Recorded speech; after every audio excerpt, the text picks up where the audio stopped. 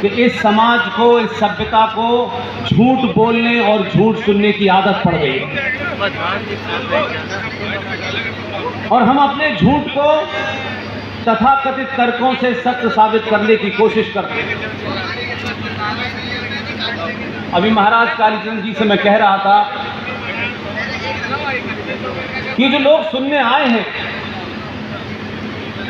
इनके धैर्य का इतना इम्तहान मत लो। इतनी बार भारत माता की जय का नारा लगवाओगे और मन से 10-12 लोग बोलेंगे तो थोड़ी देर के लिए समझिए कि स्कूल में 8 घंटे होते हैं। उन 8 घंटों में अलग अलग विषय का जानकार आके 1-1 घंटा भाषण दे तो ये मैगी खाने वाला बच्चा उसकी कितनी बात याद रखेगा। इसे किसी एक विषय को तय करें, 2 से 3 लोगों को उस विषय पे बुलवाएं ताकि आज की युवा पीढ़ी, जिसे यहाँ से हर सफेद बाल वाला ये कहता है हमारे बच्चे ये नहीं करते, हमारे बच्चे वो नहीं करते, लेकिन मंच पे खड़े होने वाला ये कभी नहीं कहता कि हमने भी नहीं किया था। सबको लगता है कि सारी प्रॉब्लम अभी 2010-20 साल पहले शुरू हुई है। इसलिए सनातन सभ्यता में पहली शर्त है साइंटिफिक तरीके से शुद्ध सच बोलिए, और सच से अगर कोई नाराज होता है तो 1000 बार हो जाए कोई फर्क नहीं पड़ता। जितने पाखंड हैं, जितना झूठ हमने बोला है, उतना पूरे संसार में किसी देश की कौम ने नहीं बोला है। हम झूठ बोलने की मशीन हैं और हम इतनी बेहयाई के चरम पे पहुंच गए हैं, कोई भी इंस्टीट्यूशन हमारा झूठ से बचा नहीं। और हम ये समझते हैं कि हमारा झूठ दुनिया में खुलेगा नहीं। पूरी दुनिया आपकी तरफ, कोई ऐसा नहीं है कि 2014 से देखने लगी। कहा हमें अब शस्त्र रखने चाहिए, ये अब जरूरत क्यों पड़ी? क्योंकि जो कथावाचक है वो 4 करोड़ 5 करोड़ रुपए कथा वाचन के लेता है। नहीं, पैसे लेने पे कोई विवाद नहीं है, और ले ले, मुझे कोई दिक्कत नहीं। जब आप कथा करने आए हैं तो कथा करिए, प्रभु श्री राम के बारे में, मां सीता के बारे में, लक्ष्मण के बारे में बताइए, इसमें कोई मुझे आपत्ति नहीं है। आप करोड़ों रुपए लेके कथा करोगे, लाखों लोगों को बुलाओगे, सनातनी हिंदू मां बहन बेटी जो भावुक है, जो इमोशनल है, वो लाखों की संख्या में वहां पहुंचती है। अभी एक पंजाब की बहन थी, उन्होंने कोई लव जिहाद के ऊपर भी बात कही, लेकिन उस कथा में सुनने वाले सनातनी मां बहन बेटियां आती हैं। मैं सनातन को दूसरे रूप में देखता हूं, उसको आस्थाओं के रूप में नहीं देखता। सनातन का अर्थ है शुद्ध साइंस, पूरे फैक्ट और तर्कों पर रखा गया है। लेकिन दुख इस बात का है कि समाज जब कमजोर होता है, लालची होता है, कायर हो जाता है, तब आपके कथावाचक भी उसी श्रेणी में आते हैं, वो आसमान से नहीं उतरते। इसलिए प्रभु राम की कथा कहने का कोई उन पर सवाल नहीं खड़ा करता। साधारण सा सवाल है, करोड़ों रुपए लेकर के बड़ी बड़ी कथाएं करते हैं, मैंने सुना है। कोई व्यास पीठ पर बैठ करके कहता है कि एक पैक पी लेने से कुछ बुरी बात नहीं है। एक कथावाचक पूरी दुनिया में कथा करता है,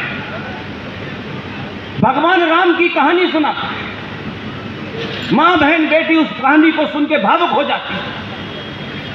प्रभु राम को संन्यास हुआ, प्रभु राम जंगल में जा रहे थे, प्रभु राम के पैरों में कांटे और छाले थे, मां सीता की आंखों में आंसू थे।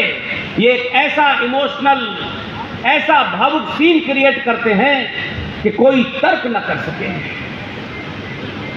तर्क उसी समय मर जाता है जब हर बात को आप भावुकता में देखना शुरू करते हैं। लेकिन वही कथावाचक उस मां के साथ 17 साल की, 18 साल की बेटी भी बैठी होती है, जिसने आज की दुनिया देखी है। वो पिछले 5000 साल की कहानी नहीं जानती। वो मैगी के दौर में पैदा हुई है, सत्तू के दौर में पैदा नहीं हुई। उसके सुनने की, समझने की क्षमता वो नहीं है जो इस मन से बड़े बड़े सन्यासियों की है। राम की कथा सुनाते सुनाते पूरे पंडालों में लाखों लोग होते हैं। बताया जाता है कि हमारे यहां शास्त्रार्थ होता था। कौन सी ऐसी कारण है कि कथा के बीच में से कोई माई का लाल हिंदू सनातनी खड़े होकर के ये नहीं पूछता, कथावाचक जी राम की कथा सुनने के लिए बुलाया है। ये राम की कथा, सीता की कथा कहते कहते इसमें मौला मौला और अली अली कहां से आया?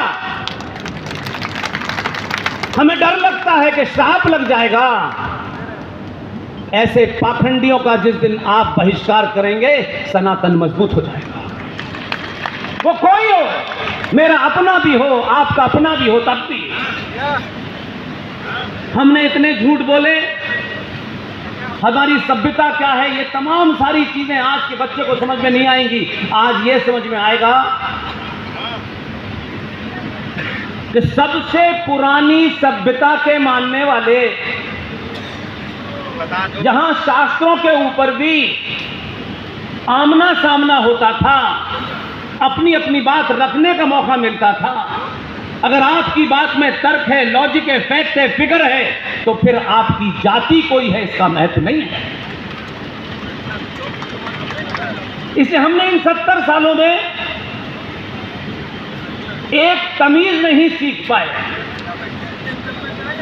हर गली मोहल्ले में संगठन है, करोड़ों कथावाचक हैं, लाखों मंदिर हैं, करोड़ों अखाड़े हैं, मंदिर में पुजारी है, आश्रम में बहुत सारे लोग हैं, शंकराचार्य हैं। लेकिन सच तो बोलो यारो, ये सच बोलने से डरते क्यों हो? किसने बताया आपको सारे धर्म बराबर हैं? ये कहां पढ़ा था आपने? वो शास्त्र मुझे भी बताएं जहां लिखा हो कि सारे धर्म बराबर हैं। कहां लिखा था? हमारी सभ्यता में, साहित्य में धर्म का अर्थ पूजा पाठ नहीं होता। मंत्रों के उच्चारण को धर्म नहीं कहते। हमारे साहित्य में धर्म का अर्थ होता है कर्तव्य। एक राजा का धर्म क्या है, एक मां का धर्म क्या है, एक पिता का क्या है, एक पुत्र का क्या है। धर्म माने आपकी ड्यूटी। और जब आप कहते हैं कि सारे धर्म बराबर हैं, अपनी नासमझी में या जानबूझकर जब आप कहते हैं सारे धर्म बराबर हैं, तो आप गंदी नाली की तुलना समुद्र से करने लगते हैं। हम अपने जीवन का आज का दिन सुख से कट जाए,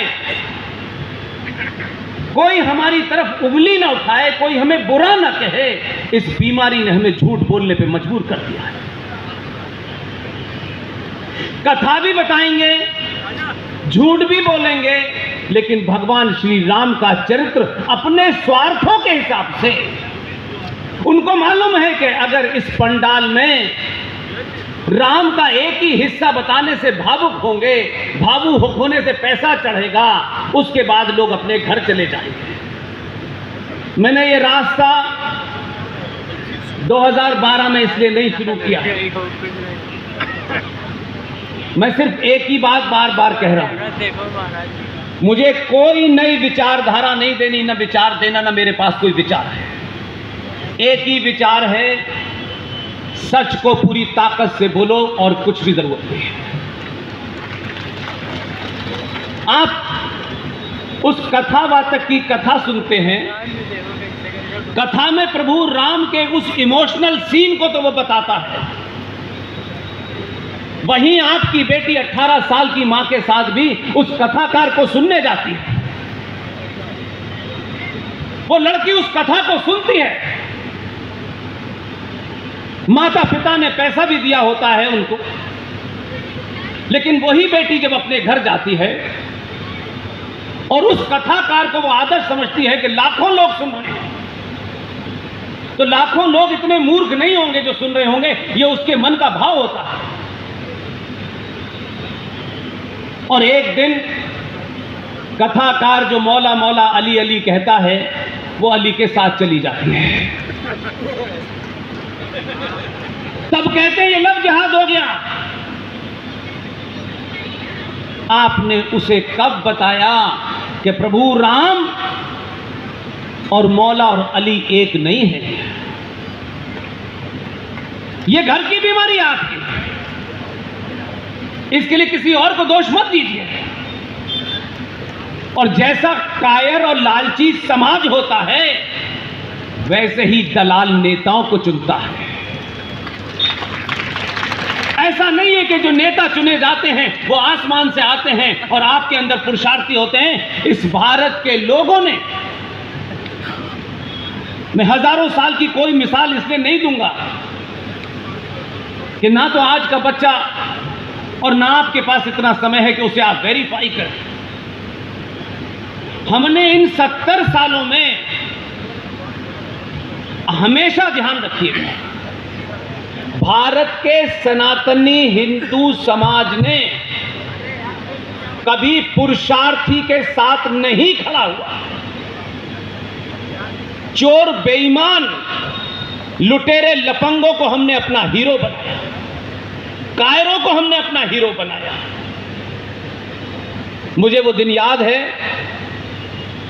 उसमें हो सकता है कि भाषा की मर्यादा का कुछ उल्लंघन हो गया हो, मैं मानता हूं। आदमी गुस्से में, इमोशनली जब डिस्टर्ब होता है किसी बात से, गुस्से में होता है, तो भाषा की मर्यादा कभी कभी उसका उल्लंघन हो जाता है। महाराज कालीचरण जी ने एक बयान दे दिया था, हाहाकार मच गया। ऐसा लग रहा था कि ओहो, जैसे लग रहा था भगवान परशुराम की शान में कोई बहुत बड़ी बात कह दी। लोग खड़े नहीं हुए उनके साथ। सच को सच सुनने की आदत डालिए। जिस दिन ये आदत आपके अंदर पड़ जाएगी, दिल्ली में कोई आपके अलावा बैठ ही नहीं सकता। इसलिए आज भी सिर्फ इतना ही कहना है कि जिस देश की नींव पड़ी हुई है, 15 अगस्त 1947 गली गली में नेता घूम रहे हैं, 2 कमरे के मकान से निकल के उम्मीदवार बनता है पार्टी का, 5 साल के बाद 14 कमरे के मकान में लौटता है। यही कुछ लोगों का राष्ट्रवाद है।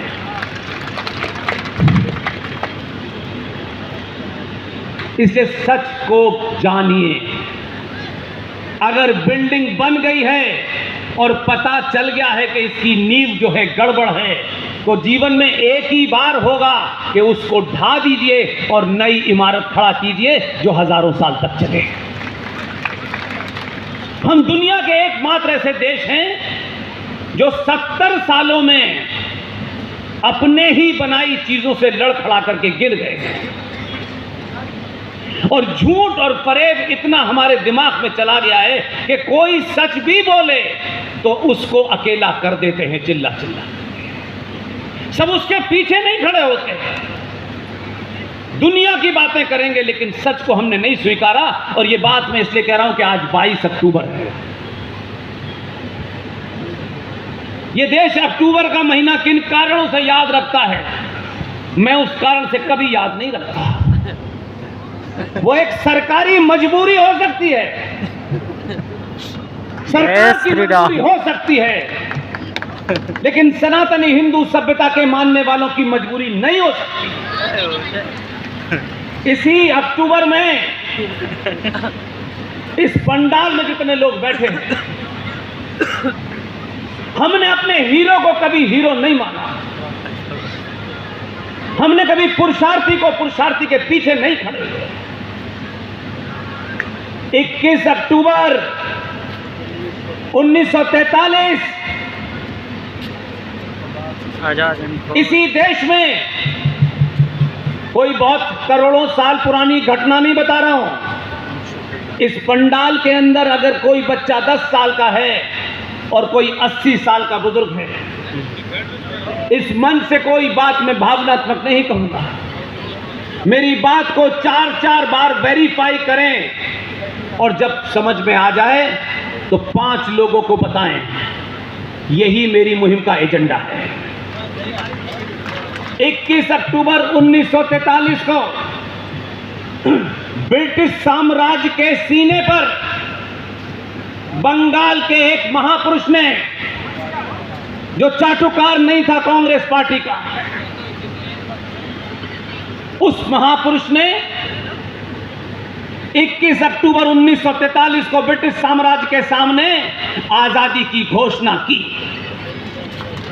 अपने आप को प्रधानमंत्री घोषित किया, मंत्रिमंडल बनाया, कमांडर इन चीफ बना और विश्व के 11 देश में, जिसमें चाइना से लेके अमेरिका तक शामिल था, उसने मान्यता दी। लेकिन वो हमारा हीरो नहीं बना। उसका नाम सुभाष चंद्र बोस है। वो हीरो नहीं बना। लेकिन मैं तुलनात्मक अध्ययन इतिहास के पर्सपेक्टिव में करता हूं। हमारा हीरो कौन बना?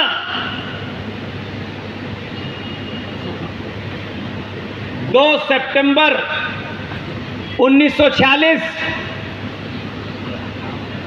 एक आदमी को, सोचिए जरा, आज अगर ये हो जाए तो हंगामा हो जाएगा, आप ही सिर्फ चिल्लाने लगेंगे। 1946 की 3-4 घटनाओं को, जिसको इतिहासकारों ने एक जगह क्रमबंद नहीं किया है, वो भी बड़े मक्कार थे। सरकारी दलाल जब इतिहास लिखते हैं तो वो वही लिखते हैं, लेकिन संचार क्रांति के इस दौर में कोई सनातनी बच्चा ये शिकायत नहीं कर सकता कि हमें ओरिजिनल सोर्स से पता नहीं है। इसी ओरिजिनल सोर्स को बताने के लिए 2012 से ये सफर शुरू किया है। मार्च 1946 में कैबिनेट मिशन प्लान भारत आया।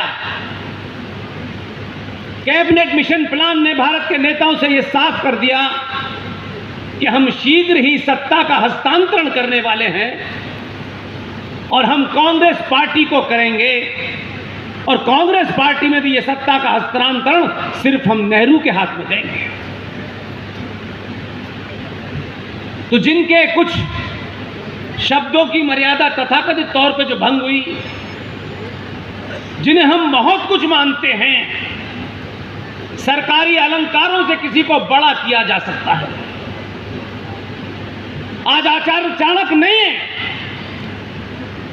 लेकिन आचार्य चाणक्य इतने हजारों सालों के बाद भी हमारे बीच में जिंदा है। जिन कारणों से कालीचरण जी को जेल में डाला गया, मैं उससे कोई ऐसी बात नहीं कहने वाला जिससे कुछ लोगों को मौका मिले, लेकिन जिसने भी चुनौती के साथ है पूरे भारत में, जो यहां से कह रहा हूं, अगर उसका कॉमा फुल स्टॉप भी कोई मुझे सार्वजनिक मंच से कह दे, या आपने तथ्यों पे गलत कहा है, वही मेरी आखिरी स्पीच होगी। ये कोई प्रोफेशन नहीं है, प्रोफेशन छोड़ के आया, किसी पे एहसान नहीं किया, ये मेरा अपना फैसला है। आप सुनने आते हैं इसलिए खुश होता हूं कि 2024 का सनातनी हिंदू हम जैसे साधारण लोगों को सुनने आता है, विष्णु शंकर जैन को सुनने आता है, अश्वनी उपाध्याय को सुनने आता है, मीनाक्षी शेरावत को सुनने आता है, गौतम खट्टर को सुनने आता है, सुशील पंडित को सुनने आता है। ये नेता नहीं है। 1946 में कांग्रेस पार्टी के अध्यक्ष मक्का में पैदा होने वाले 1888 में मौलाना अबुल कलाम आजाद को चुना गया। 1940 से वो इस देश के कांग्रेस पार्टी के अध्यक्ष थे। लेकिन 1946 में जब कैबिनेट मिशन प्लान आया तो बट नेचुरल था कि उनको इस्तीफा देना था। कांग्रेस पार्टी के नए अध्यक्ष का चुनाव होना था। कितने महान वो कांग्रेसी होंगे, उनका जब भी सार्वजनिक मंच से नाम मिलेगा मैं हर मंच से उनका नाम लूंगा। इतने महान कांग्रेसी थे। यह हुआ कि सत्ता का हस्तांतरण होना है कि जो कांग्रेस पार्टी का अध्यक्ष बनेगा वही प्रधानमंत्री बनेगा। पार्टी के अध्यक्ष पद का चुनाव के लिए कांग्रेस पार्टी की 15 प्रांतीय असेंबली से नाम मांगे गए। वो कौन बहादुर लोग थे, वो कौन कांग्रेस के अंदर थे जिन्होंने कांग्रेस पार्टी के अध्यक्ष पद के चुनाव के लिए अप्रैल 1946 में पंडित,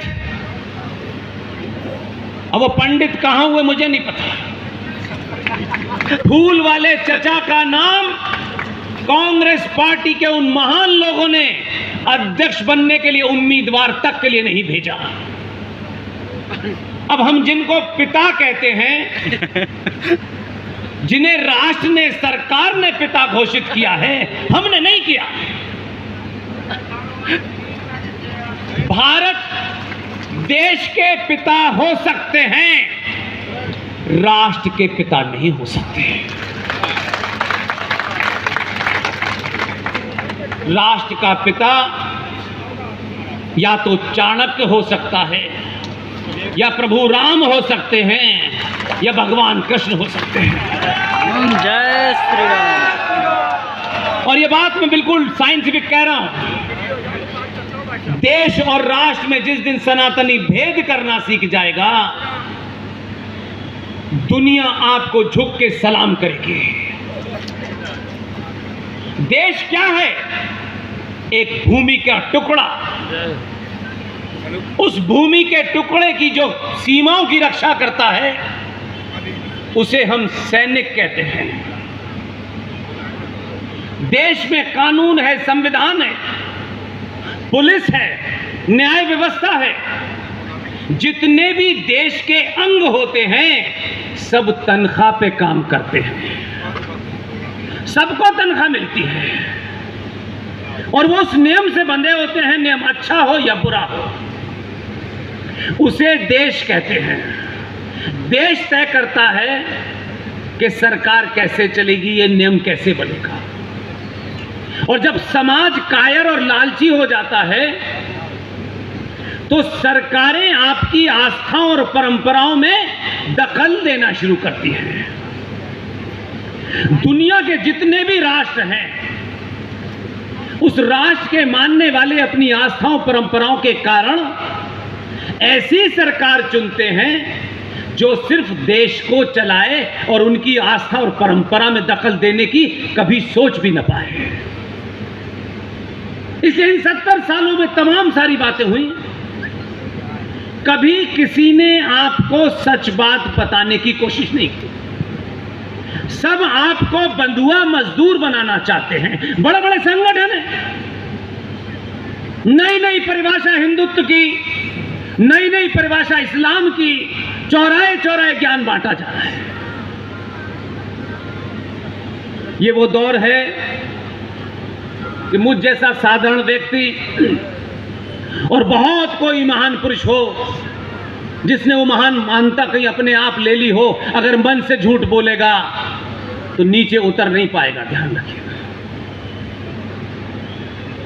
इसलिए हम